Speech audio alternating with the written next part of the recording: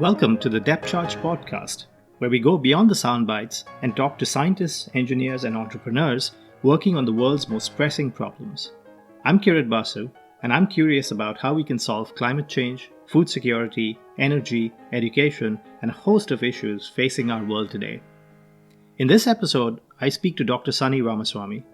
Sonny is currently the president of the Northwest Commission on Colleges and Universities, an organization that oversees accreditation for higher education institutes across the northwestern states in the US. Sonny was previously Distinguished Professor of Entomology at Kansas State University, Associate Dean at the Purdue University College of Agriculture, and for around 6 years, between 2012 and 18, he was appointed by President Obama as the Director of the National Institute of Food and Agriculture, NIFA. In this conversation, we talk about his tenure at NIFA and how they directed the investment of billions of federal dollars into research related to food, nutrition, and agriculture across the US. In part 2 of this conversation, we talk about the inequitable access to nutrition, technology, and resources that to this day continue to plague large swaths of the American population, and how well-established models of public funding for research are critical to ensure that as a nation, we not only remain competitive on the international stage, but continue to help the underserved and underprivileged in the US. This conversation was recorded between September and November of 2020.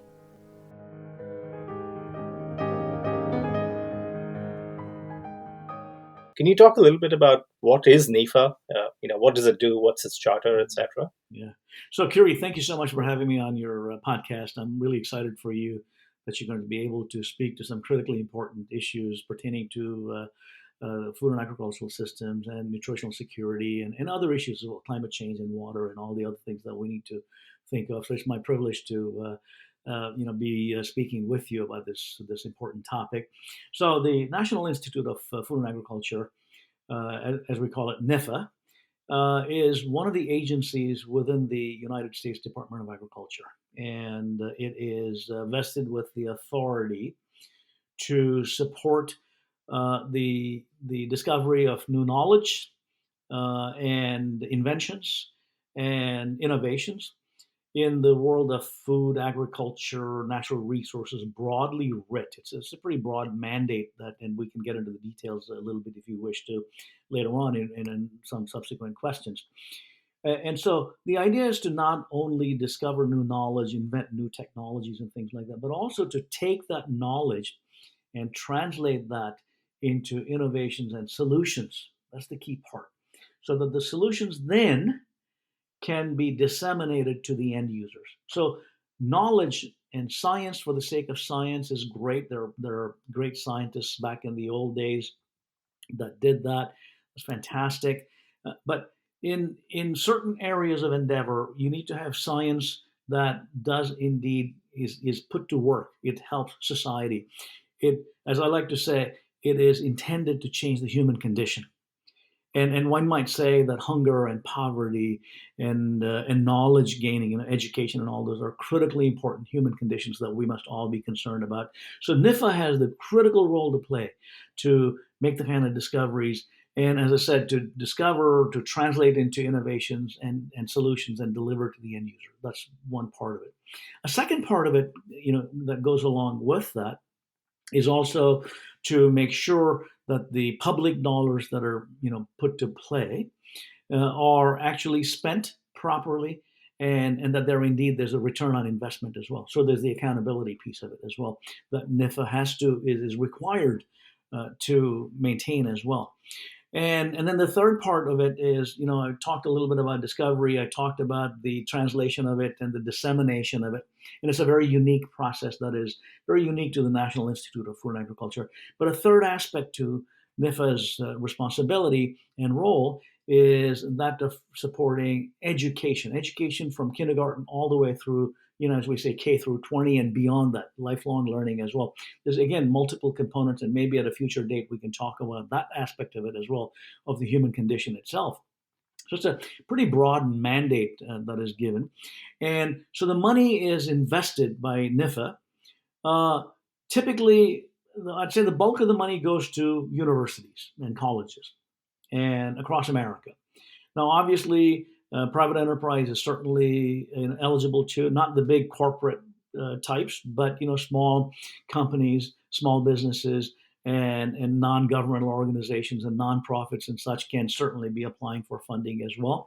And the intent really NIFA does is to convene the best brains, I like to say, together, and then to address these questions, and then give them the money to go forward and discover and invent and all that can ultimately change the human condition. And so this whole thing about convening and bringing the best ideas together and all that, it's done, partially the money is given competitively, and partially the money is given to institutions. We refer to them at universities. We refer to them as land grant universities across America. The examples would be institutions like University of California, Davis, Purdue University, Michigan State University, Little Bighorn College, which is a tribal institution in Montana, or Fort Valley State University is a historically black land grant university, or Tuskegee University. These are the kinds of institutions that are part of this land grant family of institutions. And there's some money that is provided to those institutions to create the sort of the infrastructure and the foundational knowledge that you need. I'll give you one quick example and then I'll stop.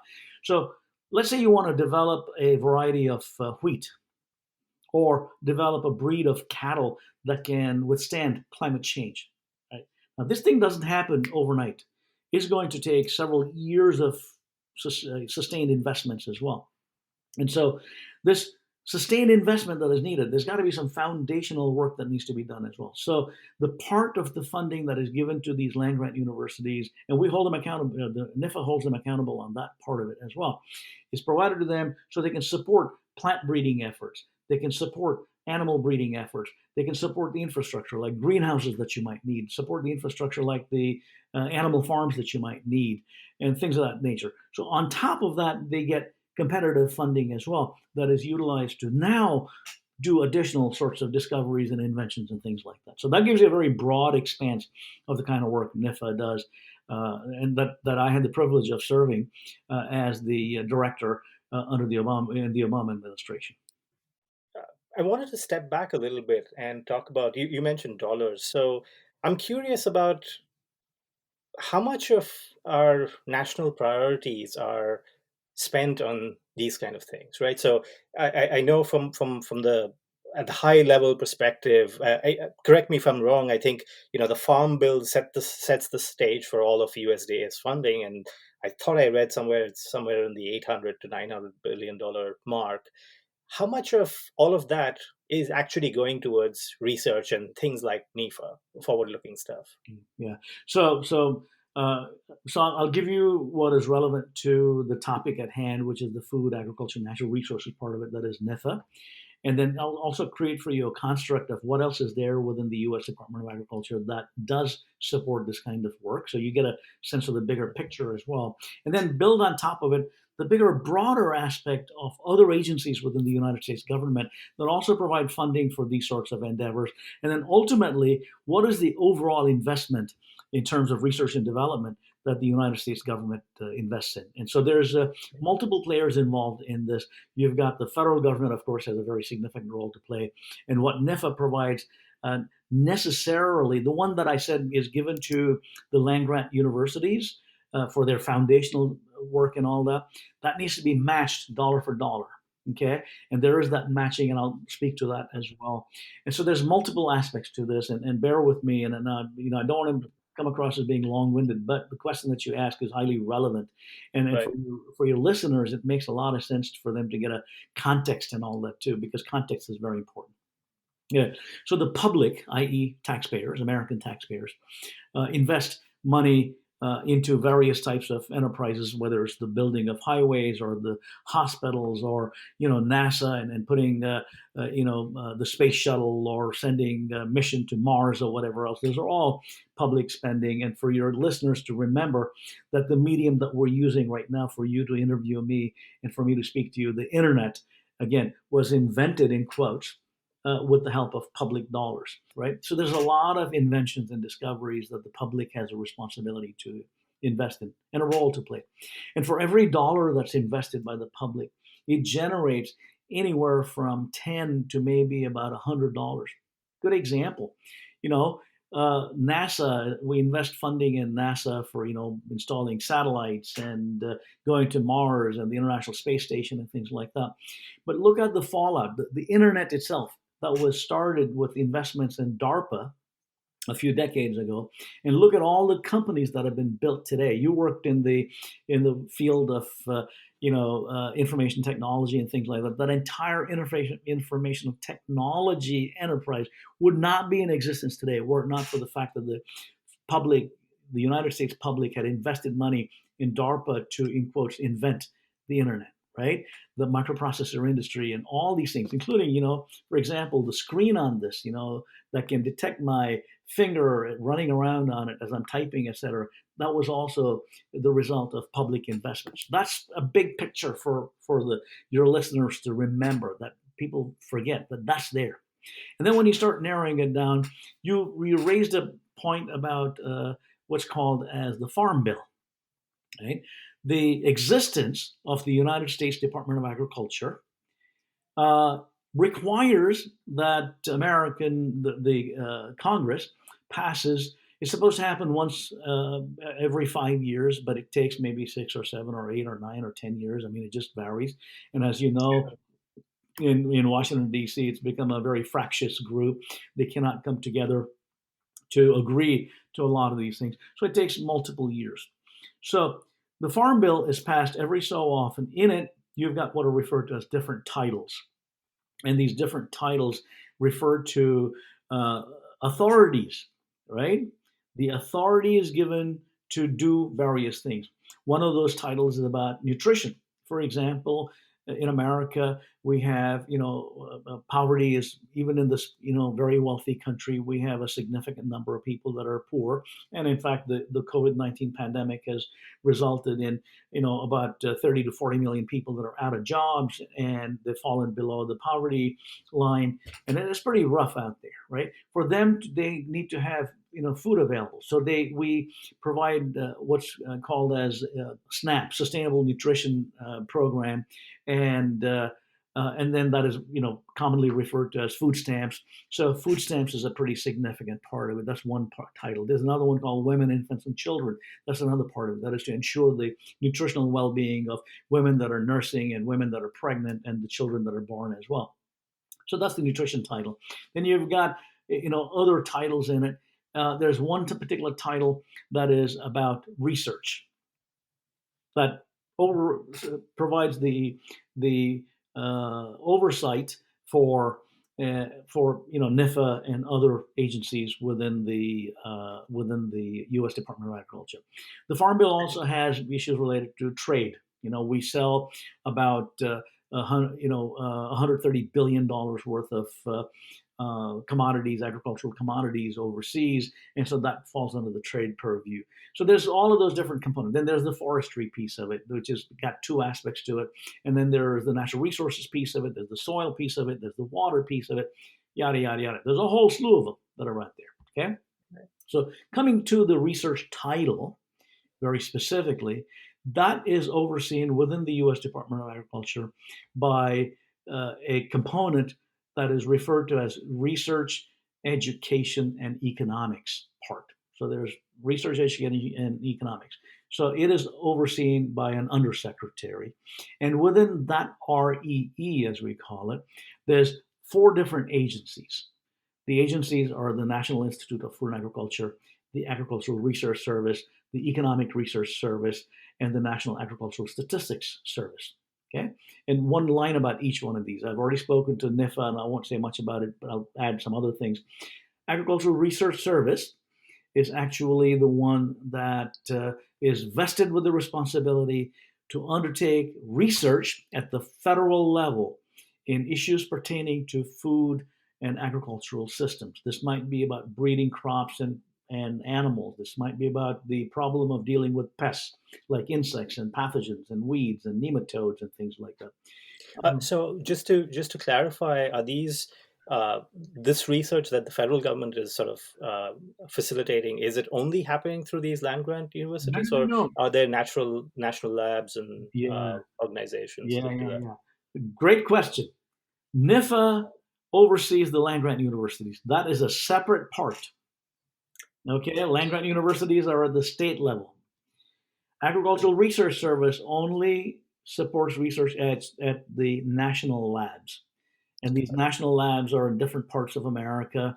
They're in College Station, Texas. They're in, Orlando, Florida, in Gainesville, Florida, in Fargo, North Dakota, and Davis, California, and all that. So these are the national labs, okay? But they tend to be closely allied with the land-grant universities because there's a commonality in the approaches that are being used. And in fact, the ideas for the Agricultural Research Service and the NIFA to coordinate where they're investing money.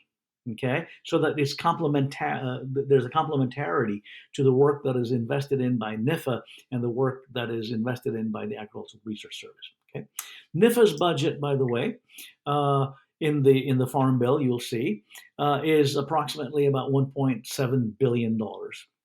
And Agricultural Research Service's budget is approximately about $1 billion, $1.1 billion or so. And then Economic Research Service, as the name suggests, it's all about economics, right? Econometrics and trade and things like that. They provide the data and information for the federal government to make decisions about, how many acres of cotton do we have growing in America? How many acres of oranges do we have in America? How many acres of apples do we have? How many head of beef cattle do we have? And they those types of things, but also they're actually looking at more than that part of it. They're really looking at how many dollars are being generated. There's what's referred to as the farm gate value. So when the farmer harvests his crops or takes his cattle to be slaughtered or eggs to be collected and delivered to the marketplace, in quotes, that farm gate value is around about $300 billion per year, okay, in America. All right. So the economists are looking for those kinds of data and all that. That information is utilized by the United States government in its trade with other countries and making decisions. Should we be investing over here or there? These kinds of questions. And they also inform NIFA and they inform the Agricultural Research Service about the needs that might be out there as well. Okay. And the fourth leg of this REE area, the National Agricultural Statistics Service, that is the one that is actually, if you go to their website, nas.usda.gov, you'll see this information. They keep track of all the acreages and the heads of cattle and how many chickens we got, how many eggs we're producing, and how many employees are there, how many, we import our labor from south of the border, right? The proverbial south of the border. How many people are involved in picking apples in Yakima Valley in Washington State, where we live, right? These are the kinds of questions that NAS does as well. So Economic Research Service, ERS, as we say, their budget is around last time I checked, was about $80 million. And then NAS's budget is also in that realm, a little bit less than that, as a matter of fact. So the total REE budget is about pretty close to $3 billion. Okay, not quite, but just about $3 billion. Now, overall budget for USDA in the Farm Bill that is authorized. Farm Bill is only an authorizer, by the way. In Congress, there's a different wing of Congress that will appropriate the dollars. Okay, so if you look at the actual appropriations for USDA per year, total sum amount, when I was still there in the Obama administration, and with the Trump administration, the funding has gone down very significantly. It used to be around about $150 billion a year, $140 billion a year, of which almost $100 billion went for nutrition and other things. And then the remaining money was given for research, for trade, for organic food systems, and there's a whole slew of soil and water and things like that as well. So that is at the agricultural level. Now, I said that there are other agencies like the National Science Foundation, the National Institutes of Health, the Environmental Protection Agency, the Department of Energy, the NOAA, National Oceanic and Atmospheric Administration, and NASA, and all of these also are players in this. Give you three examples that makes a lot of sense to you, right? One example is NASA and NOAA work collaboratively, to deploy satellites and things like that can look at the amount of water we've got, water resources or land resources, or Landsat and things like that. What acreage is covered with greenery? How many acres are forests and things? They can do those kinds of things from satellite imagery. Okay, there's a satellite that tandem of satellites that go around that look at the amount of groundwater. Okay, all of those are in partnership with NIFA and ARS and ERS. These are done in part, and of course EPA and the Department of Energy and all that too. So we bring money together to work together on some of these topics as well, because water is critically important to us. The droughts that we see in California, for example, the groundwater is being depleted. In the Midwest, there's the Ogallala Aquifer in Nebraska and Iowa and places like that. That's been very seriously depleted. And those things need to be kept track of. And so this partnership is critically important, because farmers need to use water to irrigate their crops and things like that. And the same water in the Ogallala Aquifer, by the way, is needed for the cities like Omaha and Wichita and places like that. And then you got to worry about the fish. There's a whole slew of things you got to worry about. All of this is brought together by NOAA and NASA and Forest Service and so on. Okay, NSF, the National Science Foundation. You and I were discussing previously about smart systems that we need. For farmers to have smart systems. These handheld devices that farmers use anymore. Big data and nanotechnology, and the use of information technology and computational biology and things like that. And NSF is investing a lot of money. The National Science Foundation is investing a lot of money in. And again, NIFA and NSF partnered together in investing money in some of these, smart systems and sensor technologies and artificial intelligence. And I shared with you some articles of the funding that's been provided for some research that's going on in developing and deploying artificial intelligence to help farmers be smarter at what they do. Okay, that's one example. NIH, the National Institutes of Health, is from the health area. NIFA partners with NIH in understanding how, for example, the food that you and I consume, how does that result in diabetes and kidney failure and heart disease and things like that? Because at the foundational level, it's the food that we're consuming, or the quality of it, or the quantity of it. And so this partnership between NIFA and NIH is trying to understand the connectivity between food and diseases that we see, these metabolic disorders and things like that.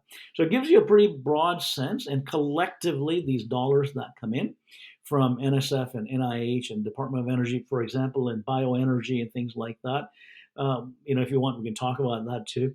All of the sum total ends up now being about pretty close to about $4 billion.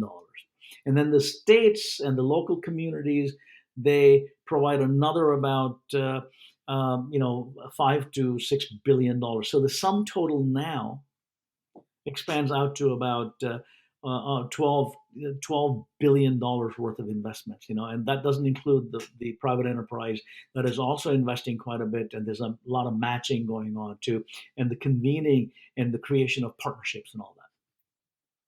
So that's interesting. I'm curious, how do we compare to other nations in the world?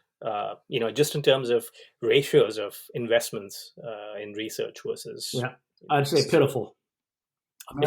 Pitiful. America used to be, way out there in providing public resources for public return. And I use the example of the internet, right? It was in America that it happened. Now everybody else copied us, right? The Chinese are, copying us and things like that. Turns out we have turned south because, I'm not going to get into the politics of the moment or whatever, but there's other interests that we've got, as you know, globally. And money that is being shipped off to other interests, i.e. in the Middle East and Afghanistan and places like that, and the global war on terror, that is not much less money that is available to invest in science, in education, in discovery of new knowledge and all that. So America is falling further behind. One measure of that is if you look at the number of patents that are filed for, the number of publications and all that, we used to be the highest. All the others combined, didn't match up to us. And now what's happened is China and the Europeans collectively, the European Union, I should say, they are neck and neck with us in the number of discoveries that are being disclosed, in the number of patents that are being issued and things like that. We're falling further and further behind. So net in the overall, I can talk to that too, but net within the agricultural, natural resource, food systems type of an enterprise. For example, China is investing well in the realm of about 5 to 6% per year of GDP. Okay, I mean they're really investing a lot in this discovery process and things like that, and we are sub 2%. Okay, if you look at that is the entire enterprise of discovery and all that inventions. If you look at this is public dollars, and if you look at very specifically food and agriculture, we're like about 1.5% or something like that. I mean, it's really we're falling behind. I mean, when I said billions of dollars, that sounds like, oh my gosh, that's a lot of money. But look at the return on investment, right? For example, here's one example. We talk about genetically modified crops, right? And where you've transferred a gene from another organism into a plant, and that plant becomes, resistant to being eaten up by insects or whatever. That technology was invented by funding that my former agency NIFA provided to a scientist, and so that technology then was converted into actual deliverables. Companies like Monsanto and others, have made literally hundreds of billions of dollars on it. Okay. The development and deployment of hybrid corn by Iowa State University, Purdue University, and University of Illinois and all that just changed how we eat, how much food we can eat, the luxury that you and I have, right? Less than 1.5% of our population actually produces food. The rest of us, the 98.5% plus, we can happily, sit and talk like this and drive in our best automobiles, enjoy life and things like that. We don't have to worry about where the food is coming from. So we can invest our time in discovering new knowledge, inventing new things. We can put a man on the moon because we have the luxury of time. In contrast, you go to, and food, that money that you and I spend on food is very little. That leaves us, the bulk of our money is available to us to invest in generating more wealth for us collectively as Americans. You go to African context or some of the Asian countries, right? 80% of the population is involved in trying to grow food if they're able to. That means you only got 20% of the population that can actually do other things, invent, innovate, and all that. Here we have 98.5% of the people that can potentially do that. Okay? They also spend, about 8 cents of every dollar that they earn on food. 80 cents of every dollar in Africa, 40 to 60 cents in India and China and places like that. In Japan and other, South Korea and all that, they may spend about 20 cents of every dollar that they earn. Europeans spend about 18 or so cents of every dollar they earn on food. In America, we have the luxury of spending just about 10 to 11 cents of every dollar on food. That means we've got about 90 cents almost that we can invest in creating more wealth. So that's what has happened. That's why we need these discoveries. That's why we need these public investments as well. So I'm curious also from a policy perspective. You mentioned earlier about the original funding for Farm Bill and things of that sort. Obviously, it's a very politically charged sort of environment. I'm curious at the level of NIFA, for example, are there sort of political pressures, or let me restate that. How do you prioritize spending? What areas do you look at, and do you have to react to political pressures? Oh, that's fantastic! What a great question. So, again, my knowledge and the approach that I used was in the Obama administration. I stayed on in the Trump administration for about a year and a half, by the way, and then I, left in May of 2018 to move to Washington State, Redmond, Washington, and so the way it's done is that the NIFA will convene conversations around America and get input. What are the questions we need to be addressing? We bring in farmers and farm groups and end users, people from the grocery stores, people in the biomedical community, in the health care community, professors, moms and pops, children. We convene all these different groups to get input. Okay? And then my former staff, they're all, scientists and policy types. They go read the literature. What are the gaps we need to be addressing? They bring all that together. Then at the White House, there is the Office of Science and Technology Policy that determines what are the big buckets of investments the federal government needs to make in. For example, climate change. For example, in addressing nutritional outcomes, this obesity epidemic that we've got in America. And maybe at another date we can talk about that part of it as well, about the quality of food and things like that. So OSTP, the Office of Science and Technology Policy, gives broad outlines, like, for example, the National Nanotechnology Initiative, the National Robotics Initiative, and things like that, and the National Bioenergy Initiative. All these things were things that OSTP, thought about and said, yeah, these are areas we need to invest in. That information is brought in as well. So all the listening sessions and the convenings and all that. Then the Secretary of Agriculture provides input as well. His office provides input. Then you talk to these other people within the U.S. Department of Agriculture, within broadly the United States government, at the state level, and so on. Bring all that information together. And of course, the Farm Bill has some very specific priorities that need to be dealt with as well. Very clearly articulated priorities in that research title. Okay, you bring all this together, and then my staff would take, for example, we wanted to invest in this area of smart systems and big data, right? We held these conversations. We got input, literally, I kid you not, from groups and individuals and organizations representing maybe 10,000 people.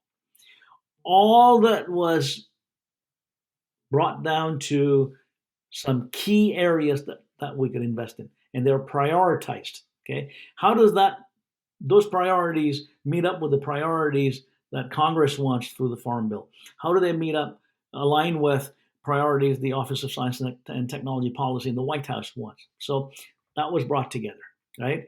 And once the alignment was done, those priorities were broken down into, okay, on priority one, we're going to put X number of $1 million. On priority two, we're going to invest Y million dollars, et cetera. That's how it's done, okay? Then you advertise that we're going to be investing money here. Please, y'all come and apply, okay? It's advertised in the Federal Register and other places, on the websites and all that. And individuals and entities apply. They submit grant proposals, okay? And then what we would do is to convene external peers, experts, to come to Washington, D.C. They sit in a closed room, and they look at all these proposals that have been submitted, and then they rank them as to which one's ideas are the best. And then based on that, the proposals to be funded are selected. But it's so competitive, and we have such few dollars that out of, I'll tell you, in 2016, and these data stick in my head like it happened to me yesterday. 2016 or 2017, I was giving I was called before Congress to testify about the budget and all that. NIFA received about around 3,000 applications, proposals, and the peer panelists recommended almost 1,200, saying that these are excellent ideas, they need to be funded. But NIFA only had funding to provide funding for fewer than 400 or something like that.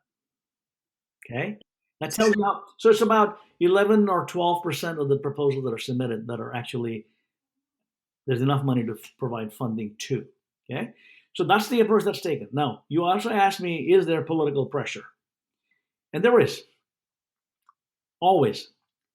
But what we what we did previously, and I can't speak to it now, and I know what's happening now, but I won't speak to it, is, and we've seen that already on the news, right? See, what's happening to the Centers for Disease Control and how they're dealing with the pandemic and things like that too. But what we did was we put a firewall around NIFA. Even the Secretary of USDA, his office, could not tell us whom to fund, how to fund. Congress couldn't say that to us either. In fact, Congress hauled me up and my staff up saying, you better tell us how you made that decision because we want to know.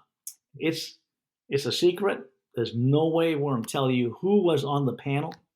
We're not going to tell you how the decision was made, but better believe that it was done by these peers. And I didn't become involved in making that decision because I was a political appointee, as you know, appointed by President Obama. And the staff did not do it either. The career staff did not do it either. It was these peers that made the recommendation. And by the way, that's the way it works in NSF, the National Science Foundation, and within the National Institutes of Health and other places as well. Right. Well, it sounds wonderful. It sounds like it should be. And as you mentioned, nowadays things might be a little bit different. So that might be a topic for a whole different podcast, perhaps. Wanted to talk about, you mentioned investments in forward-looking things like water resources and things of that sort.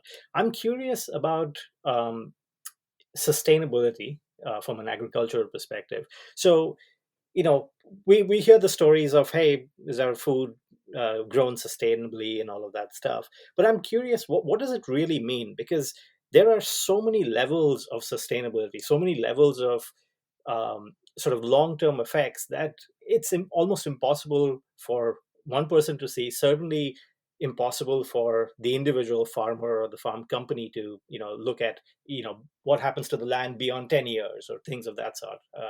I'm curious who looks at that, and what are some of the most pressing challenges about long-term sustainable agriculture? Yeah. Well, this is another really outstanding question that NIFA certainly has a very critical role to play. And first of all, we defined sustainability in a very clear manner, right?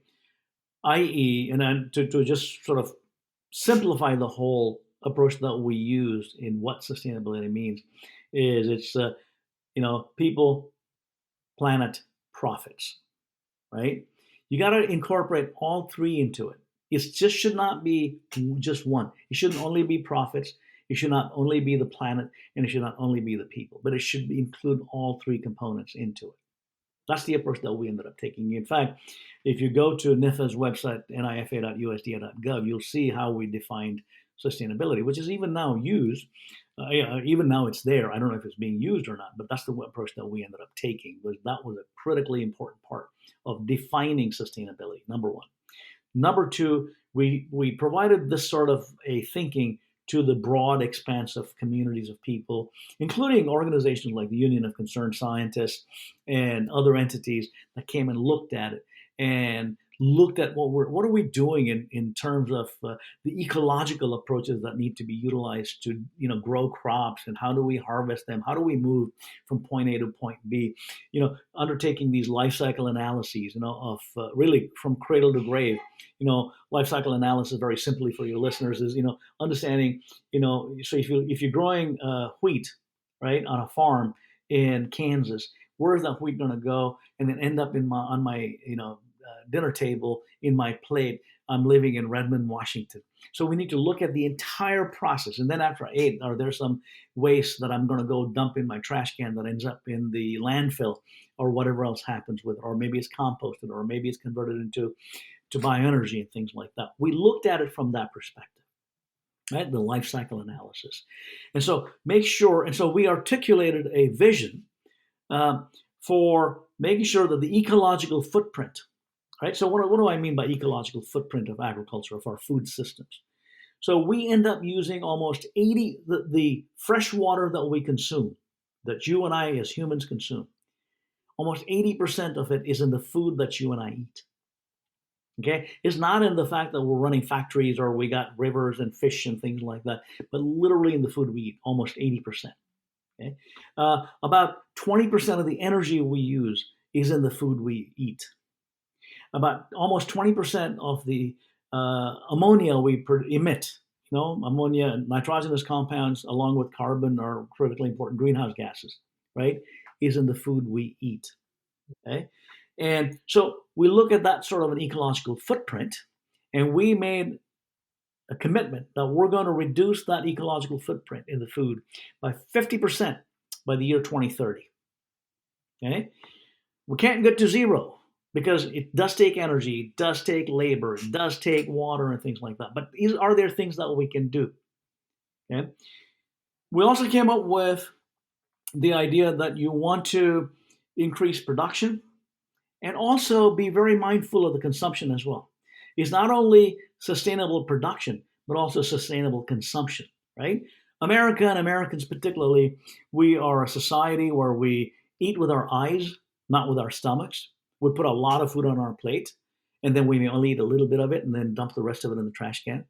We like to have 2 or 3 automobiles. We like to have, multiple television sets and things like that, right? The amount of energy we use and amount of water we use and all. I mean, really is about that. So the idea was to educate and help bring our consumers along with our producers along so that you can truly create a sustainable approach to it. That's the idea about sustainability, right? We should not forget about that. So the intent is to bring in all the appropriate partners. For example, grocery stores. I've given a lot of talks about these things, and one of these, I've pointed you in the direction of some of the talks that I've given, and I don't know if you came across one where I was talking about the issue of food waste, right? In America, as opposed to developing countries, including India, where I was born and raised, and you look at the situation in developing countries versus countries like America and Western Europe and Japan and all that. I like to say that almost about 40% of the food that we produce is wasted after the dinner table here. After the dinner table, i.e. goes in the trash can because I didn't eat all the food that I took. In countries in Africa and South America and Asia, India, good example, almost 40% of the food is lost before the dinner table because it's lost on farms to pests. It's lost on farms in storage, for example, to rats and mice and things like that, or insects, or pathogens that produce aflatoxin and things like that. That's the context that we've got to think of as well, right? But so the context in the U.S. is kind of interesting. So I thought I read somewhere we spend something in the order of $130 billion on food every month, if I was not mistaken. So we waste 40% of that. You got it. It's like you take, I was sharing with you that you and I, on average, we spend about 12 cents or 13 cents of every dollar that we earn on food in America. Okay, it's like of those 12 cents, you end up taking about 5 cents or 4 cents or whatever. 5 cents, I guess, is 40% approximately. You take the 5 cents and throw it in your toilet and flush it down. That's what it is. Imagine that. It is so stupid that we're doing that every day. And we got to have a change in mindset. I was talking to there's a lot of effort about, trying to mitigate this. Grocery stores are involved in this. The Grocery Manufacturers Association is involved in this. The Restaurants Association is involved in this, trying to come up with a way to reduce the plate size, reduce the serving size and things like that. I was talking to my grandson, who was 8 years old, and I was sharing with him information about climate change and how food waste is contributing to climate change and what we can do. And so he went back to school. He goes to school in Kansas City. And he went back to school and talked to his teacher and to his principal about wanting to do something about food waste, that the children taking their trays during lunchtime, they should get smaller portions of food so they don't dump it into the trash can. And so if every one of our adults and children, we all were mindful on how we consume, and then we're mindful of what we do in terms of things that we do on the farm, in terms of things that we do and how we harvest it, how we transport it, how we package it, how we process it, all of these things. So going back to that life cycle analysis that I referred to, thinking of how much nitrogen are we producing or using up, how much energy are we producing or using up, how much water, and yada, yada, yada. Every one of them, doing like within the system, looking at every component and trying to come up with really highly organized approaches. And we need some, people to come along with smart people come and help us think of ways to do that too. Yeah, so one of the reasons for starting this podcast is, in fact, to inspire folks to do this. My audience is typically technologists and entrepreneurs and things of that sort. There is a lot of money and good things to be done in this space. There's an incredible amount of money, and I tell you that the folks, your audience, your listeners, are a phenomenal opportunity for us to bring in the questions and the challenges that you see whether it's on the farm or in the restaurant or in the grocery store or at home, for example.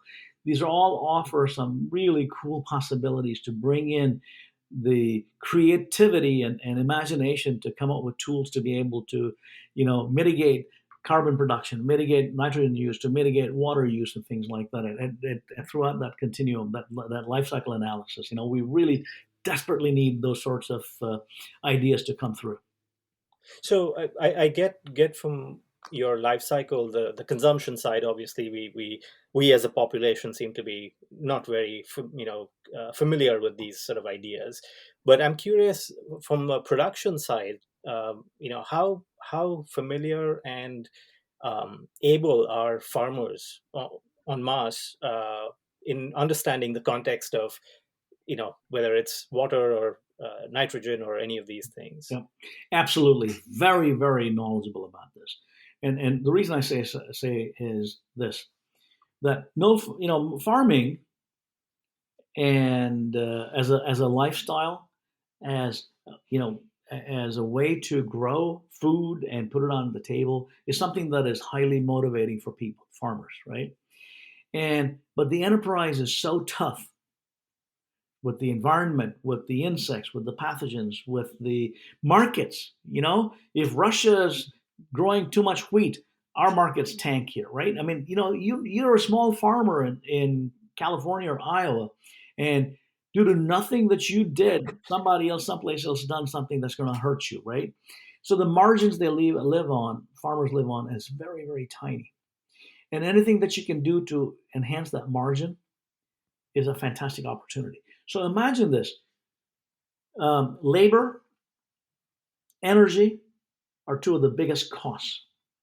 Okay, if you've got some really incredibly creative people that's in your listening group that can come up with better robotics, better sensor systems, and things like that, imagine the possibilities of enabling that farmer to increase that little, spend a little bit of less money on energy, a little bit of less money on water, a little bit of less money on labor, and keep that in his or her pocket, right? And they're really keenly aware of it. Farmers are keenly aware of it. And when technologies keep coming, and I dare say that the American farmer is probably one of the most innovative groups of people that I've ever engaged in.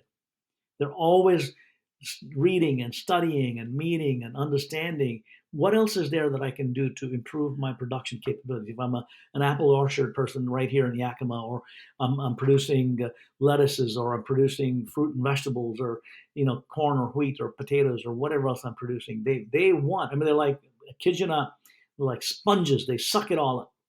And when the land grant universities hold these farm days and demonstrations and things like that, people come in like hordes, farmers coming in like hordes, like ants to, honey and things like that. They just come right, like at a picnic, the ants coming in. It's almost like that. That metaphor works really well with farmers as well. So they're hungry for knowledge. And what organizations, agencies like NIFA do, and National Science Foundation does, and all that, is to really help bring the best ideas together. Now we've got a lot of companies, a lot of startups, even the big corporates like Microsoft and Google and Apple. They're the IBM Watson Group, and I've met with them, had many conversations with them. They're all becoming involved in it because sure, for Microsoft or others, they want to make money. There's no doubt about it, but they also want to address. They're socially conscious. They want to address this idea of the human condition. How can I improve the human condition? Is something that they think of as well. And so there's, farmers are really, a great opportunity to partner with and work with as well.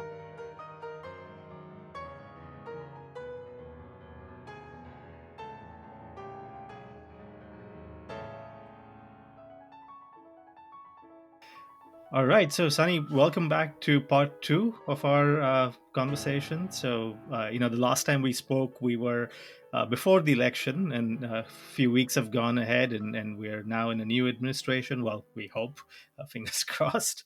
But I want to talk about priorities, right? So we know this whole COVID thing is real. The economy is in a bad state. There's so much other stuff that needs to be invested in, worked on. I'm wondering about your perspectives on, priorities with respects to agriculture, with respects to education. These are areas obviously you're completely focused on. What stands out to you? What are kind of things that you would want to see really heavily invested in the next few years? Yeah, yeah. So, Kiri, hey, thanks so much for having me again. This is round two, as you said, and of course, since we spoke last, a lot of things have transpired, and I think for our nation and for the world, for that matter, we're headed in the right direction as well. And in fact, happy Diwali to you as well. And I was sharing with people that the story of Diwali itself, of good overcoming evil, and then once that's done, there's light in the world, there's happiness in the world, and all that. And to me, I think it's Diwali is a sort of a metaphorical statement as well. We've had the elections, and here in the United States, and it's like, oh my gosh, a heavy burden was lifted. This darkness has been lifted off the shoulders of many, many people. I've spoken to many of my friends and colleagues, and around America, around the world for that matter. And it's like, man, it's morning in America, right? Ronald Reagan said that years ago about being morning in America, and in some ways it feels like it. But like you said, it's not completely done deal yet, and we're almost there. I think there's no ifs or buts about the fact that Biden is going to be the president. He is the president elect, and then it's a historical election, as we know, in terms of Joe Biden and Kamala Harris.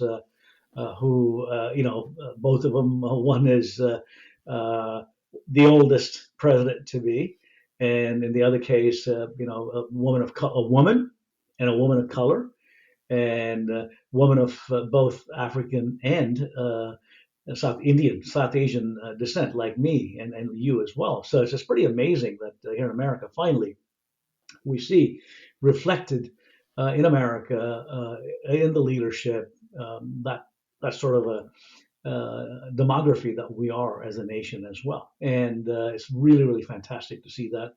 And then from my perspective, I think, once the Biden administration's cabinet and sub-cabinet level appointments and then the other appointments are all, divulged here, starting shortly and shortly after inauguration and all that, you'll start seeing these names coming out.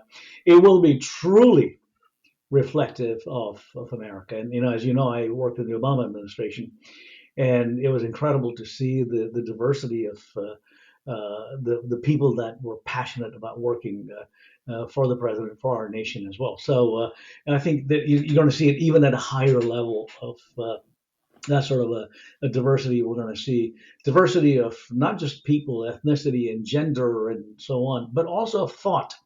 But one of the nice things about the Obama administration, now the Biden administration to be, is that there's going to be this diversity of thought, right? That's what we're going to see. And that brings me to the actual, question that you asked me about. So what are some of the priorities that I'm thinking of as the new administration comes in? And I think, I've been having conversations really in multiple domains, and my own domains. I think I shared this with you last time. I've been privileged to have been able to address what I refer to as the human condition. Human condition requires two aspects, right? One is food, and the other thing is to address poverty and things like that too. And to address food, I have worked in the food and agriculture space for many, many years, for decades. And then to bring people out of the morass of poverty, education is one of the passports to getting out of that, right? And those are two areas that I've been privileged to work in for decades, including in academia, in the government, and now I work for the Northwest Commission as a non-governmental organization, as a nonprofit entity as well. So priorities, pick up on education first. Number one priority is going to be, we need to absolutely positively address, and this is in the context of the COVID-19 pandemic that continues and things like that. I'll kind of dive a little bit deeper into it as well. And I'll come back to the food and ag space in just a couple minutes. But first of all, it is to make sure that we address equity gaps that we've got in the United States. Again, going back to these demographic changes that are happening. It is really an incredible sort of a situation that we've got is that the COVID-19 pandemic has only exacerbated the disparities that we've got. We see that. I mean, I see that every day. I hear from my universities and colleges every day. I've got, for example, institutions in rural America, rural parts of the Pacific Northwest that cater to students that come from underserved and underrepresented communities, such as African Americans, such as Hispanics, and tribal Americans and Asians and others. Is the inability to access. For example, we've seen images, you and I have seen images of people going to parking lots to access Wi-Fi from a local Starbucks or from a McDonald's or from a university or college or whatever. Shame on us as a nation, right? So we've got to think of equity, not just the fact that we have 4 opportunities for people of color, people that come from poor backgrounds. I only don't mean only people of color. I mean also people that come from poor backgrounds. If you were to go to many parts of rural America, you'll see poor, very poor rural white people that also don't have access to higher education, don't have access to all the resources that we've got that we take for granted. You and I are sitting in this medium right now. We can take these things for granted, but that last mile of getting connectivity, America invented the internet, right? Shame on us that we've still got many, many parts of America that are not connected. Okay, that's another part of the disparity. So equity, and then the other aspect of equity is lack of resources, on campuses, and now with the COVID-19 pandemic, budget cuts are happening, very significant budget cuts. Right? The states are hard pressed. They don't have the tax dollars. The federal government has not stepped up. It's caught up in the politics of the moment to provide the funding that the colleges and universities need, that the communities need, that the states need, and all that too. It's just caught up in this chasm, this hyper partisan environment that has been created in the last several years. And so it's about those resources, needing the funding, needing the infrastructure and things like that. The colleges and universities, oh, by the way, they need to have PPE, the protective equipment, personal protective equipment. They don't have it. And we were even seeing in the hospitals, as you know, in where we live, in the Seattle area, hospitals are struggling. Just yesterday, the Seattle Times had an article about the fact that they're reusing masks and all that. I mean, this is already now coming on almost a year since the pandemic started. So equity is number one, okay? And I can talk a little bit more about it. Yeah, ahead, I was going to say that, when we first started talking about this, my mind was going to, the threat of AI and machine learning to do with this. But what you're describing is far, far more primitive. I mean, this is literally the kind of conversations that you'd have in a developing nation. You got it. You got it. So that's shame on us, right? I mean, the wealthiest country in the world, the country that invented the internet, that invented putting a man on the moon, that has all these satellites out and about and things like that. And we've still got places in Montana and Idaho and Washington State. Okay, Washington State. You think Seattle, Washington, one of the most progressive communities. You go into Washington, northeastern part of Washington State. They have no connectivity.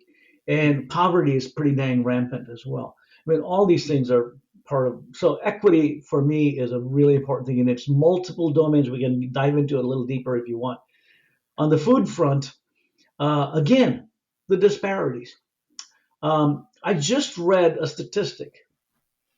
Literally, I just read a statistic where today, because of the pandemic, and because of, again, the hyper-partisan environment that we've got in the federal government and at the state governments and all that, we've got 50 million people that are today officially living below the poverty line. Again, the wealthiest country in the world. 50 million people. The Economic Research Service, one of the wings of the United States Department of Agriculture, says that we've got in the neighborhood of around about 20 million households, or maybe plus, that are going to be food insecure. That is, they'll go to bed hungry tonight. Okay, that's about 45 to 50 million people, 60 million people that are going to be going to bed hungry tonight. Mind-boggling. Is this the COVID situation? making things worse, or would this happen even without COVID? Because I'd Well, imagine. even prior to the COVID-19 pandemic, we had some issues, but we had made very significant progress. Hmm. But again, because of the priorities or the lack thereof that focused on people, and I don't want to get into the sort of the issues, extent issues that have resulted, the last 4 years with the tax cuts and other things. It becomes very politically, overly Sure. political and fraught, and I don't want to get into it. But Hmm. it's just has been happening for the last 3 or 4 years, and now the COVID-19 pandemic has literally tipped it over, and you've got this additional situation. We had a similar situation going back 12, 13 years ago when we had the previous depression, by the way, the economic recession that we had. And we just made some progress, and all that, and suddenly it tanked. Look at the global level. We had hit we were at about 1 billion people that were going to go to bed hungry every night a few years ago, back in 2010, 2011, and 2012, and all that. And then there was a collective effort to address it. And slowly but surely, with that collective effort, with all the innovations and technology coming into the food space, right? And then better logistics, better transportation, all of these came together.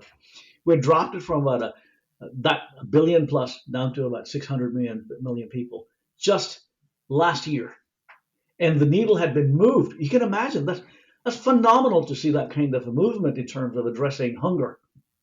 And then voila, we've got the pandemic, and this year in 2020, it looks like we're going to hit probably another maybe 120, 130 million people this year are going to go become hungry as well. So now you're talking about we're back up to around 700 plus million, 720, 730 million people, right? Um, and so lay on top of it, you've got these because of climate change and things like that, and other things that are happening. Give you two examples of that, right? And then we can come back to innovations and all that if you want to talk about that. But because of climate change, we're seeing, a whole bunch of new types of insects and pathogens and weeds coming into our food production systems that we've never seen before. They've been there, but they've just reared their ugly heads, higher population levels, and they're moving quite a lot. Okay. We're getting into this part of America, which is, this is the 47th or 48th parallel where we live, north longitude. And insects are coming here that we've never seen before. Birds are coming here we've never seen before. They're carrying pathogens and things like that of human health importance, of animal health importance, of plant health importance, and they're destroying our crops and all that. That's one part. And then, very simply, going back to in 2018, there were a series of cyclones. As you see, we're seeing all these cyclones and hurricanes and all that all over the world. Like here in the United States, in the Gulf, we're seeing like doubling, a tripling of hurricanes, named hurricanes. That's happening too, right? And so in Yemen and the Arabian Peninsula and the Horn of Africa, we saw this cyclone, and then there are these desert locusts out there. Okay, they're at a low level of activity, and then because of the higher level of moisture, cyclones bringing in rainfall and moisture and all that, they built up, and suddenly the population's so high they start moving, and they started moved into East Africa, into the Horn of Africa. And I mean, if you're talking about their images, I don't know if you've seen it. Your listeners may want to see Google. Hundreds of billions of locusts. They're just devouring everything on their path. Okay, and then on the other side, it's gone into Asia, into Pakistan, and into South Asia itself. And these things are happening. Okay, so that's the context we've got. So food and equity issues are front and center and will be critically important. And then all the other things about poverty, about housing, about the horrific killings of Breonna Taylor and George Floyd, and all these things that we need to be addressing. These are all going to be front and center. And it's interesting you're speaking of the locusts. Of course we know that so much of the migration into Europe has come because of effectively abject poverty in Africa, and now these kind of situations just have these cascading effects which are crazy. I mean, things that we've not even begun to imagine right now. Yeah, It's gonna get, if I may share this with you, you remember back in 2011 or so, we had the Arab Spring. yeah, That's 10 years ago almost, and it was the tipping point. You've got climate change and all these things and conflict, everything else is going on, but climate change becomes the tipping point. Okay, these are all coming together. This is like the perfect storm of events that are happening.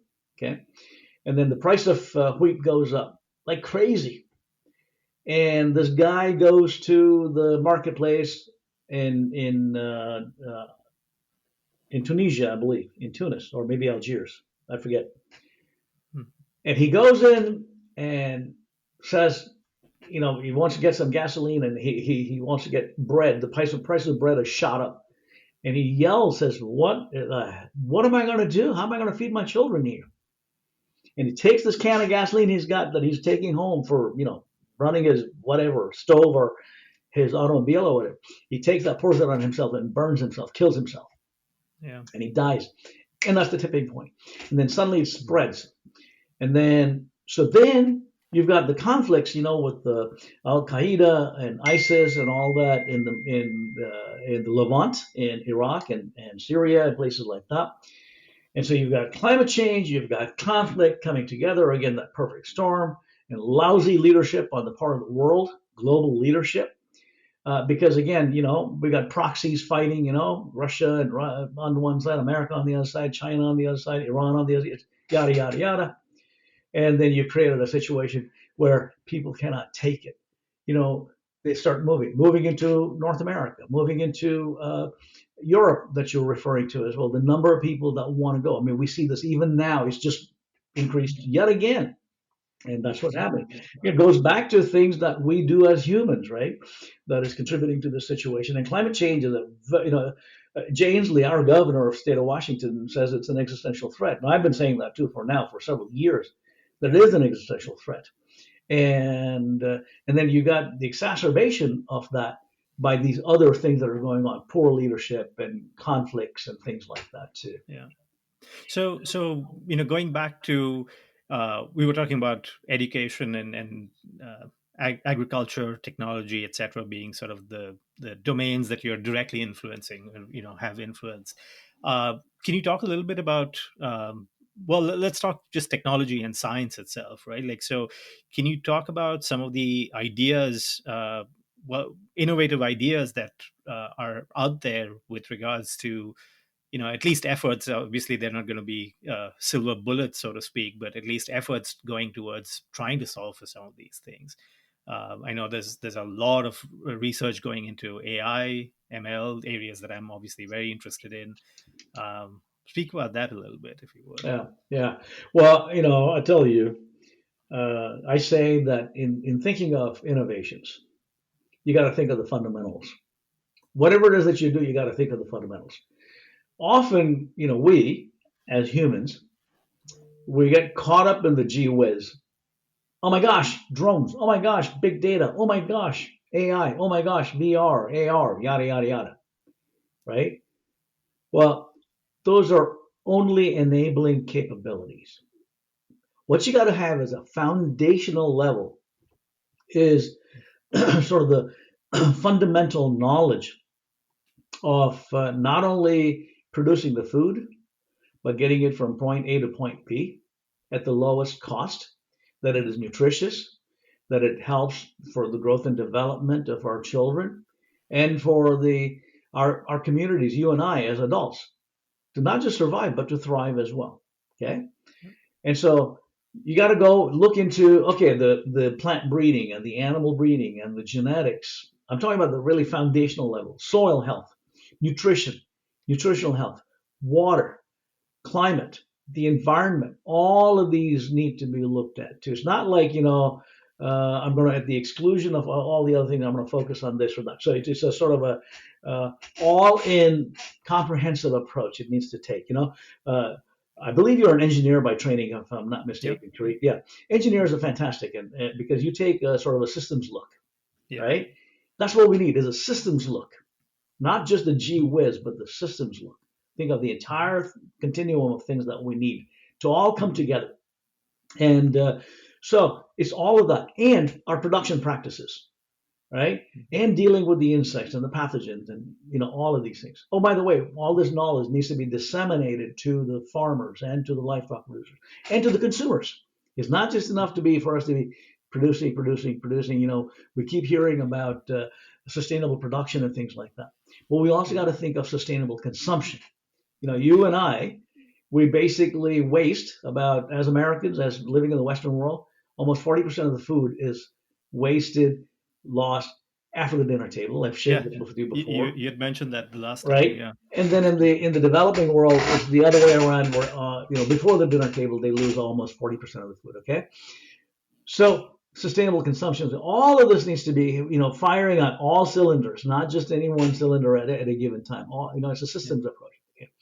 And then, so innovations are happening, and we need more and more innovations. And then actually what's happened too is in the recent past, in the last 3 or 4 or 5 years, America has fallen very, very far behind other countries. And I think I shared this with you previously as well, with China and other countries as well. We got to resurrect, we got to bring it back up, and these innovations that need to come together all in all the multiple different domains. And all that needs to happen, and then this information needs to be properly translated and disseminated to the end users. All that needs to be happening as well. Now, coming very specifically to, what are some of the great innovations that are possible? A couple of examples I'll give you in the biological realm, right? We've heard about CRISPR and things like that, where essentially you take these molecular scissors, as it were, to go in and very precisely take out sections of DNA or move pieces of genetic material from here to there. You can do those kinds of things. You can manipulate these things, right? And so you can look at susceptibility to blast disease in rice, and you can use the CRISPR method to go and very precisely take out that particular gene that results in the susceptibility, for example. Or you've heard of foot and mouth disease in cattle, for example, devastating disease. You can again hopefully use CRISPR to be able to do those kinds of things. So that's in the biological realm. There's some really cool stuff happening. Give you an example of that my former agency, the National Institute of Food and Agriculture, provided funding for when I was there. As a matter of fact, I announced the giving of the funding, and then we saw the actual research completed and the product on the market. So when you take, for example, mushrooms, right, and you go to the grocery store, buy it, and bring it back, and you leave it. After a few days, it starts turning color, right? The white mushroom starts becoming, slowly becoming brown, okay, and before it starts rotting ultimately. That browning process, scientists at Penn State University figured out on how to go ahead and tweak the genes to be able to stop that from happening. It's not transgenic, by the way. It's not like bringing a gene from someplace else into this critter, into this mushroom. Okay, as an example of the biological things, and we can talk a lot more about it. Increasing the shelf life of these. You got it. Shelf life, yeah. Or you can think of apples. When you cut an apple, it starts turning brown after some time. Or there's some, again, beautiful work that's been done. It's called the Arctic apple. Where the apple stays. You cut it and leave it. It looks just like you did as though you just cut it fresh. Yeah. Potatoes also start blackening and all that too. So think of all the possibilities of using new biological technology. One fruit that comes to mind is something that most people aren't actually aware of. It's called pawpaw. It's a Native American fruit. I mean, it was there in the Americas, and one of the reasons I believe it's not really been commercialized because it's got a very low shelf life. And so it could be kind of interesting to see these much more native fruits, which are just generally better for the environment and all of that stuff. Just be more available. Right. These are indigenous foods, right? So let me give you you're going to make me digress, and indulge me, please. I want to digress and tell you a little more information along these lines. Yeah. So if you look at humanity by trial and error, what do I mean by that? My ancestors, and your ancestors, they tried something novel and they dropped dead, right? So his or her brothers and sisters said, whoa, you don't want to eat that, because that fellow dropped dead, right? Or got very sick. Okay, by trial and error, we learned in that process of, we're talking about modern humans. We've been around for about 200,000 years or so, right? And we're talking about our ancestry going back, the primates and things like it. It's all trial and error of learning that we see even now happening. Children exhibit it beautifully today too. And there's almost 50,000 species of plants and plant materials we can eat and not just survive, but thrive on. 50,000. Guess what? We all eat the big five. All of us across the globe. Okay? Rice, potatoes, corn, wheat, etc. Okay? All of us globally. It doesn't matter. I grew up in South India. I'm a rice eater. Right? Rice is eaten universally. Wheat that came from the Levant is universally eaten. Potatoes, we're talking about potatoes. That's from the Andes, universally eaten. Bananas, plantains, comes from South America. Eaten is a staple in East Africa. Okay, tapioca from New Guinea and places like that. Now universally eaten. I mean, that's the context you got. The big five. So what has happened? We've had these things happen in the past. Potatoes, right? We've got the Irish potato famine that happens in the mid 1800s. So when potatoes were taken by the white man, Europeans from the Andes back to Europe, Ireland, they took just a few potatoes. And that was the source of all the genetic material. And it became so prevalent, they only survived on meat and potatoes. And they got this potato blight, a terrible fusarium disease, wiped it out. Okay, 2 million people died in Ireland. 2 million people left, so they went to North America. About a third of our population in America has Irish descent, and they went to Australia and places like that too. So these mass migrations that we talked about previously because of climate change, food is the driver of migrations as well. So. Well, and like you were saying, monoculture such as the potatoes, I mean, that's been a problem everywhere, right? Like pretty much every single, massive sort of devastating event that has happened with regards to food almost always can be pointed back to some or the other form of monocultures. So you got it. It's more than monoculture. Monoculture is much more of a modern, almost post Second World War sort of a context. Okay, the super specialization. That's what I'm talking about. That's what I'm talking about. Okay, it's a little bit of a different sort of a context that you've got. We become over specialized on a diet. Like if all I eat, for example, children in Asia that eat rice, they tend to get blindness, developmental blindness, because there's nothing else in that rice, no vitamin A that they need to help make the pigments for the eyes, so they go blind. Okay, so there's another thing about bananas, for example. Again, Mr. Cavendish, the Cavendish bananas that we eat, clones from a small part, and then we get this disease called Sigatoka disease. Boom, wiped it out. Okay, these are the things that you got. And if I'm not mistaken, even the current strain of banana, which is most popular across the world, is also under a lot of pressure, I believe. It's the same one, absolutely. It's the same one, yeah. There's a black leaf disease and things like that that are happening right now, and which is so strange to think about, because growing up in India, obviously, and knowing about Southeast Asia, there are tons of banana varieties. In fact, there are amazing banana varieties all over. But yet you don't ever see any of these sort of prevalent in the Western world, just because you've got these handful of companies owning. You got it. But remember that even that variety of bananas that you've got, they are derived from the same sort of original population, small population. And by selection, you're selecting. You're getting small bananas, large bananas, and things. Just think of the dogs, okay? Right. You got a Chihuahua, and then you've got a Newfoundland. Big difference in those two, right? But that's because of selection. And humans are fantastic at doing this.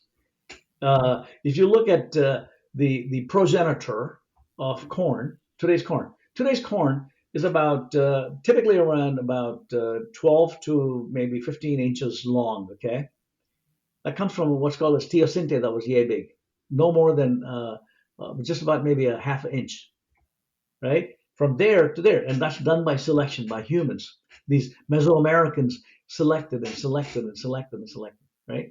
So let's kind of switch to other technologies and innovations and all that in the world that you live in and that you work in as well, and you referred to it in artificial intelligence and augmented reality and virtual reality and things like that, and particularly the opportunities afforded us with this big data sort of a revolution that has taken place. And it's been an incredible convergence to see, right? You've got the information technology, the nanotechnology, biotechnology, neurotechnology, all coming together. This convergence that's taking place. And, interesting that the invention of the transistor, you go back to the 1950s by Bell Labs, and the miniaturization that it started moving. And so that had to happen. And then you had to have faster processors being created. That's all software in the world that you live in, and better language development and things like that. I'm talking about computer language and things like that. We used to have COBOL or whatever else, and now we've got a whole bunch of other things going on, and then massively parallel processors and yada yada yada that you live in. I shouldn't be talking about these things. All that comes together. But what is the most critical? It's like the most critical catalyst to just make that tipping point again is the invention of the internet, right? And again, that starts in the 1960s with DARPA, as you know, as your listeners know. And then we've got all of this. It's mind-boggling to think all of this comes together, and the same sorts of things happening, and understanding the radio spectrum and how things wavelengths and what spectrum can we use and things like that. And I'm on Wi-Fi right now. I'm talking to you. All of this comes together, this convergence that's taken place. And now the massive amounts of data being produced, whether it's in the biological realm or the climate realm or in the water realm or whatever it is. The beauty of this ability right now, these things being on the cloud and processors being available to us from Timbuktu and other places, all coming together, working together, because the cloud allows us to do those kinds of things in real time. Big data, all these data can be brought together. You can visualize these things in so many different ways. GIS and GPS would not have been possible without all these same kinds of things, and our ability to put satellites, out there, geopositioning satellites and things like that, and then geographical information systems come along, and that is having a phenomenal impact on. So Monsanto bought this company called the Climate Company, which is based out of, and I know the folks that started it, Climate Corp or whatever it's called, was based on the United States Department of Agriculture's data, right? They have it down to, when you look at the pixels in quotes, right, down to a meter of the data of the soil and other things. I mean, we don't have that, we still need granularity and resolution and all that too. But all these things have come together, and these are enabling sorts of things that farmers today will go around with these things in their hands, and they can access the latest, greatest data, not just the climate data, the weather data, the water data, and genetics data and all that, but also market data. If something happens in Australia, if they have a drought there, or foot and mouth disease hit in Canada, I'm a farmer. I need to know that. If I can get that information instantaneously, and so that's what the science is generated. Going back to what the United States government has invested in, DARPA is a government agency, on and on and on. USDA and NASA, and NASA has these, and NOAA working together with the USDA. They've got these satellites that are going around that can measure your, groundwater and things like that. All of that's being made available, and that's being now processed by companies that have come out. Startups like you and your colleagues have done that we have talked about as well. That has created this unbelievable opportunities for us, going from that fundamental knowledge that I referred to, now to be able to bring these technologies and apply it in that context. And what it allows us to do is to transcend these boundaries that we've got. So let me ask you this: you started the conversation with equality, and I obviously living in the world that I do, all of these are quite accessible when you talk about technologies, talk about phones, and all of that stuff. But I can imagine that the average farmer, perhaps, average is a loaded term here, but farmer who does not quite have the means basically gets, I would imagine, just completely locked out of all of this innovation and development that's happening. Is that true, or is this accessible? Because the more and more, as coming from a world of VC funded startups and all of that stuff, it's all about where are you getting your next $1 billion valuation and all of that stuff. And at the end of the day, not everyone has equal access to the kind of technologies you develop and work on. So I'm curious how prevalent is the access of technology to the folks who need it the most. Yeah, well, that's a fantastic observation and question as well, right? And I think we thought that technology democratizes knowledge, right? Yeah. That everybody has access to it, everybody can use it. Okay, but what has happened is the disparities that I referred to right at the outset about the equity and disparities that we've seen, those disparities, that chasm is getting wider and wider and wider. The haves are continuing to run away with it. The have-nots are falling further and further behind. That's the reason why the public, i.e., you and me as taxpayers, and the government has a significant role to play in this. In fact, you look at all the technologies we've got today, starting with the internet, starting with the microprocessors, starting with the genetic technology, even the screen right here that Apple took and converted. All this is the result of public dollars invested by the United States government. Okay? Going back to that Climate Corp and all that, it was public dollars that generated those kinds of data and knowledge. And then what happened was that was taken and then converted into a monetizable technology, right? Facebook and Google and Amazon and all these are utilizing these enabling capabilities and technologies provided for by the public. And so the public should have an opportunity to partake of it, that it's not only for the haves, that it needs to be provided for the have-nots as well. And I think it goes back to issues that we haven't even touched on. I'm going to do that now. Is what we refer to as regulations and things like that. Absent, what any capitalistic entity, Amazon is one, wants to do is be left unfettered. Leave me be. I'll go sell to anybody I want to. I can refuse to serve you, sir. Right? Restaurants will have that. We reserve the right to refuse service to you. And in fact, Amazon wants to do that. I want to be able to refuse to serve you. Google wants to do that. Facebook wants to do that. Okay. So you got to think there's a sort of a fine line between, unfettered and some level of regulation. I mean, excessive regulations, they squelch and they destroy. We know that. We've seen that too. And what is that happy medium, right? And so really incumbent on, let Amazon and Facebook and Apple and Microsoft and everybody else generate all these technologies. Okay, great. Let them go ahead and sell. But also make sure that you're subsidizing and providing it for the have-nots as well. Okay, you can do it in two ways.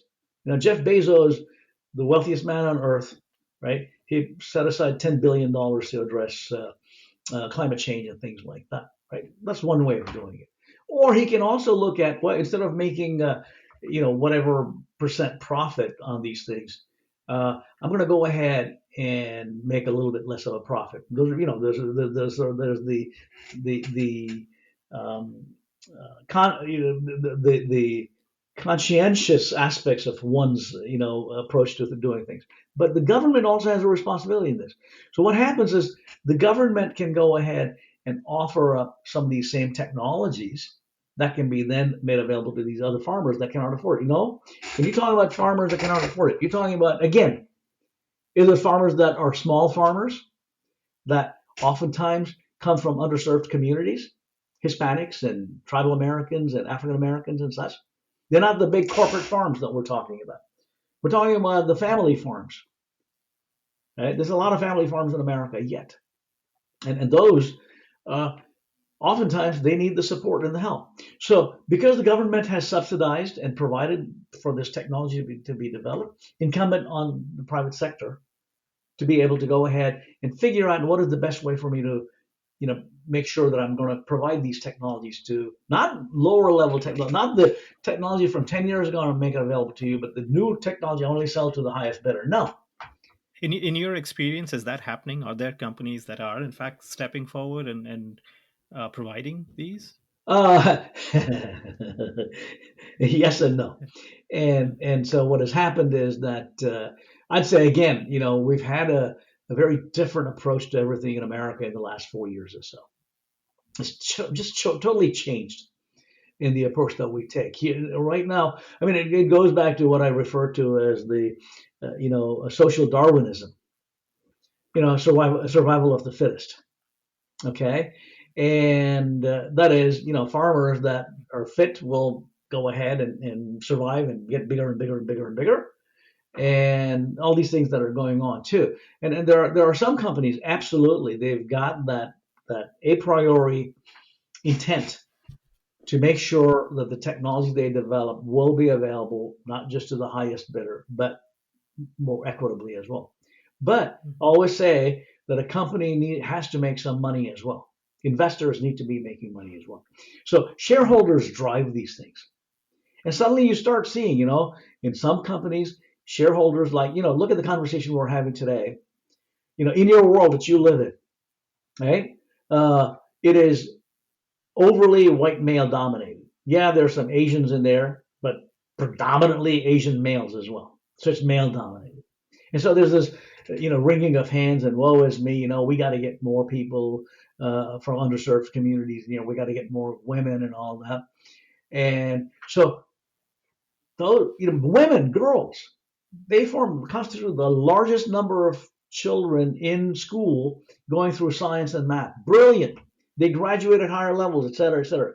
But as you keep going, that pipe that was like that starts getting smaller and smaller and smaller and smaller pipe like that. By the time you graduate from college, by the time you go to postgraduate or whatever, right? And because of, various reasons, sociological primarily, and there, of course, there's some biological aspects of it too as well.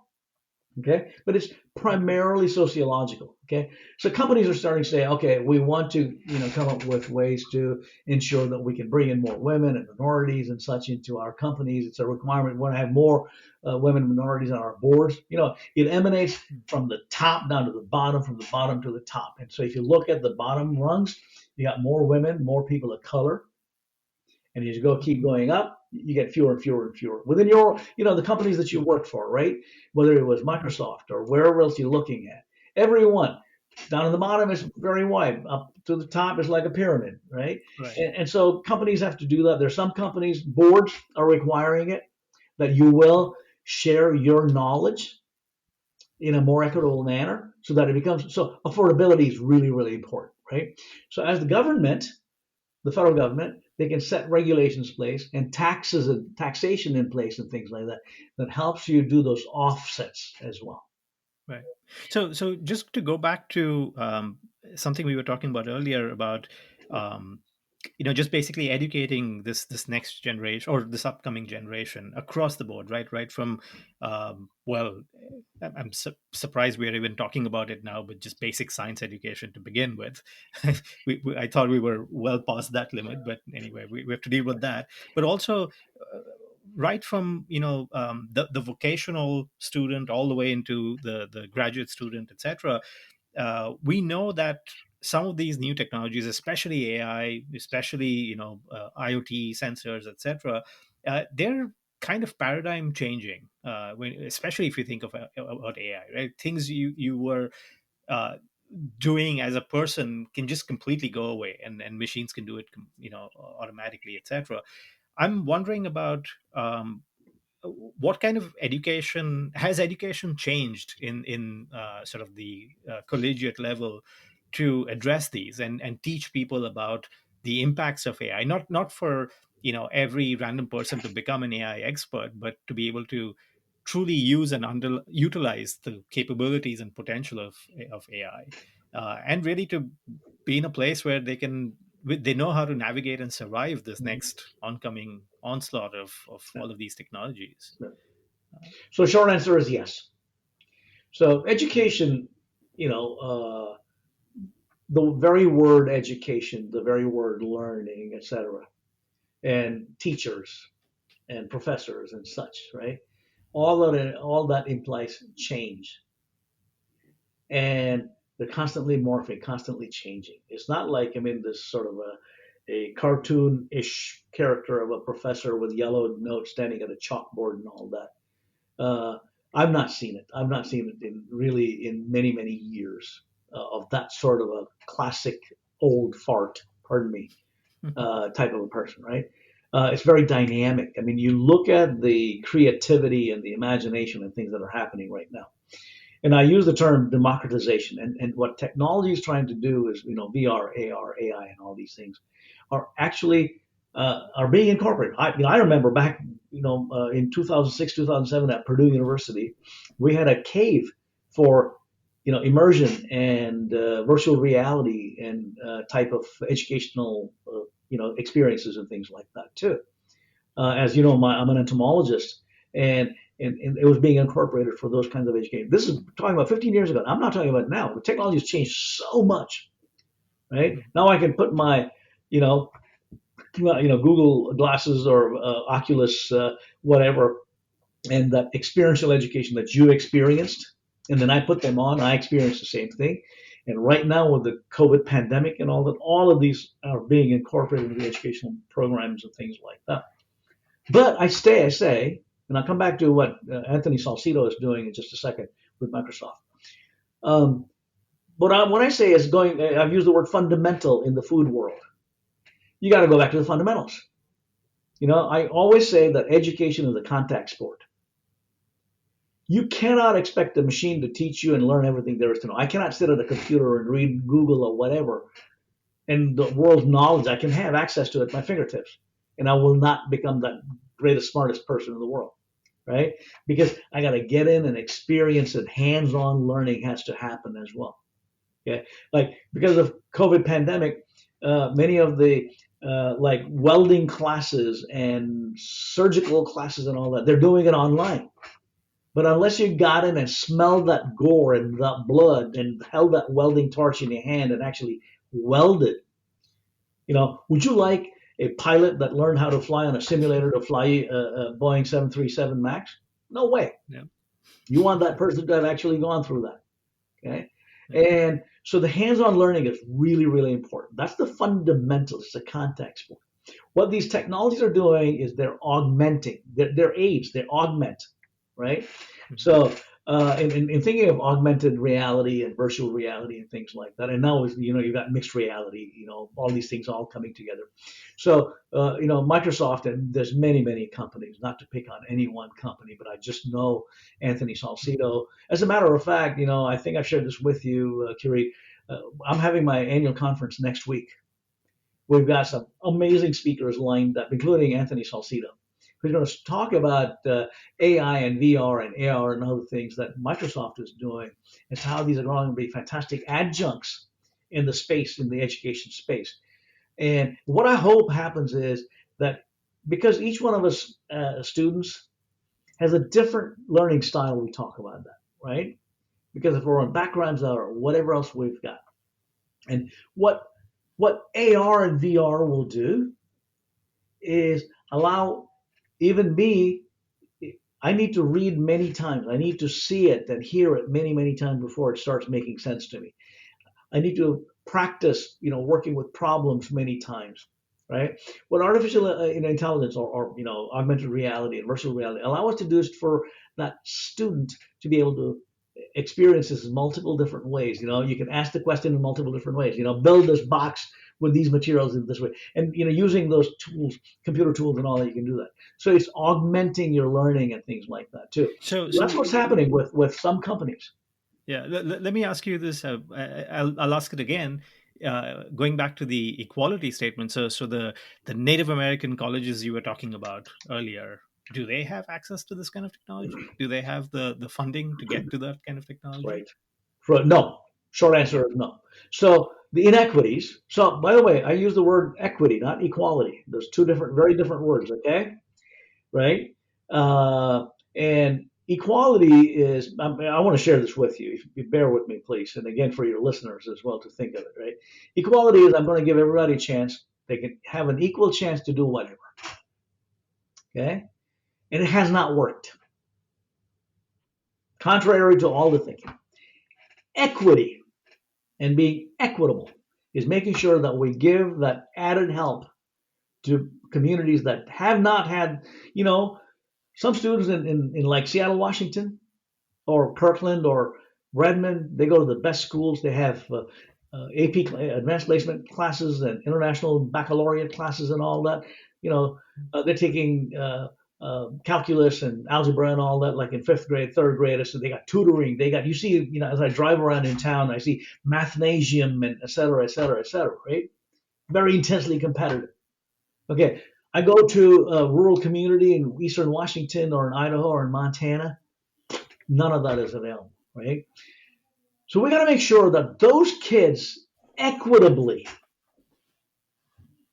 not to hand it to anybody, but equitably have an opportunity as well. That's what the idea is, not just, okay, so equality versus equity. Right. Coming back to this disparity that we've got, absolutely, it's totally, unequal.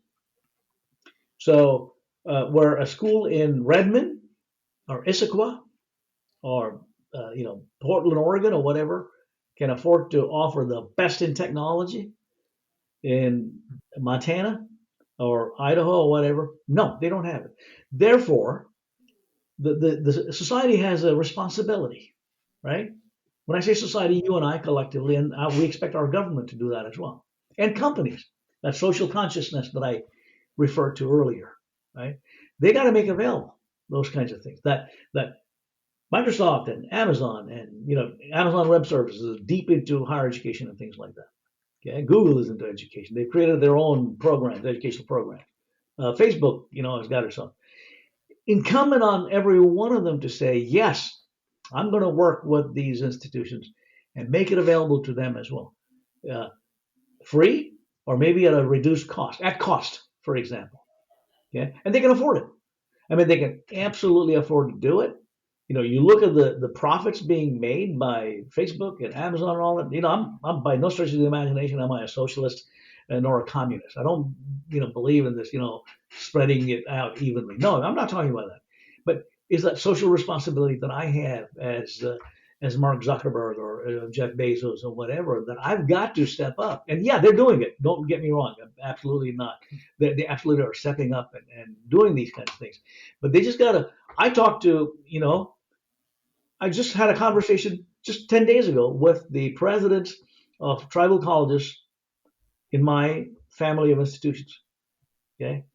They're very hard pressed. They don't even have, students are sitting with this. That's all they can afford because they don't have any bandwidth coming. In fact, they don't even have cell phone towers to be able to study. Okay. And teachers don't have connectivity to be able to teach their classes on Zoom. So they got to go into the campus. Oh, by the way, they're getting infected. And you've seen the highest levels of infection amongst tribal communities. Navajos have the highest in America. Okay, so incumbent on all of us, we got to make that decision. But to paraphrase Pogo, I've seen the enemy, and he is us. It's our responsibility to say, yes, enough already. We're going to do this. And going back to that very first thing that I said, equity is on my mind and hunger is on those human conditions, right? Yeah. Well, we can only hope that the next administration, as you pointed out, they're coming in with good ideas. So we can only hope that really works out. So let me end by asking you this.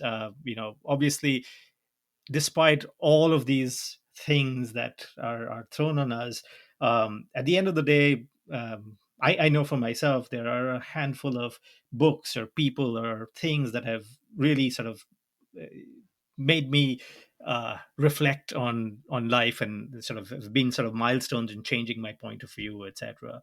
So, can you talk about just two or three books or people who have changed your mind, who've changed your perspective throughout your Yeah, career? yeah. Wow. I here a few years ago, I've given commencement addresses at universities and all that too. And one of the ones that I gave was on the people that had a profound influence on me. And and one of them, and all of us will say that, I know this, but there's something particularly unique, has been my mother, right? And the other individual was Mahatma Gandhi, and a third individual is Norman Borlaug, Borlaug, and another individual is Martin Luther King. Okay, and certainly, more modern days, I've worked for and been influenced by, Barack Obama and others as well. And so there's some really fantastic books written about these individuals that I just referred to. Not my mother, but Gandhi and Borlaug and King and them. But one book that I would really definitely read. Many of your listeners probably have read it, but they've forgotten it. Is Dr. Seuss's book. It's a children's book, beautiful little book. It's called "Oh, the Places You Go." The places you can go. And if you've not read it, pick it up. It's available on the internet and all that too, by the way. Amazon.com has it too, and read it. It's a short little read. It's fantastic, and it exhorts that it's in you to be able to do these kinds of things, right? I mean, I can't sit here on my butt and complain that, oh my gosh, man, woe is me and all that. But sometimes people have to be provided an equitable opportunity as well, And for whatever reason, they didn't get it. I was very lucky. My gosh, man. One of these days, I'll tell you my own story, my personal narrative, or I'll send you an article as well, an article that was written by a reporter for the Portland Oregonian. I'll send it separately. You can take a look at it too. But really, I think we've all been privileged, and I can see, and man, I tell you, I've been very privileged of all the opportunities that I've been afforded, and done well as well. So yeah. Great. Thank you so much. Well, with that, many thanks again for speaking to us and, well, speaking to me on this podcast. Hopefully, we'll have lots of people tuning in and sort of Okay.